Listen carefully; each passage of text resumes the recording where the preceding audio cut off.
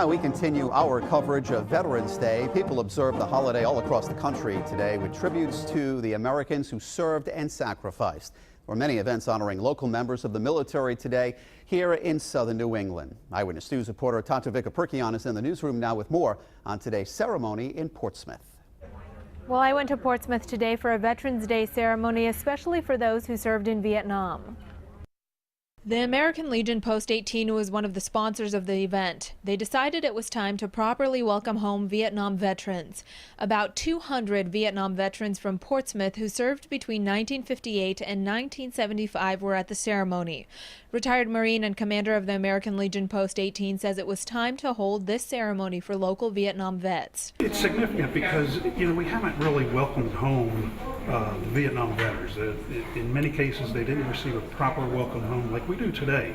Marigold served in the Marines for 20 years. I served in Iraq, 2 tours in Iraq, Desert Shield, Desert Storm, and most of my service has been overseas, in Japan and elsewhere. He tells me upon returning home from Iraq, the welcome home he got was very warm, and Marigold wanted the Vietnam veterans to feel that today.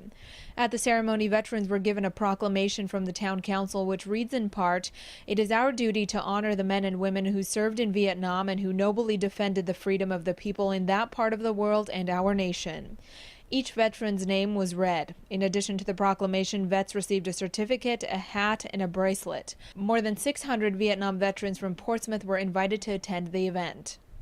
The town council also proclaimed this week as Vietnam Veteran Appreciation Week.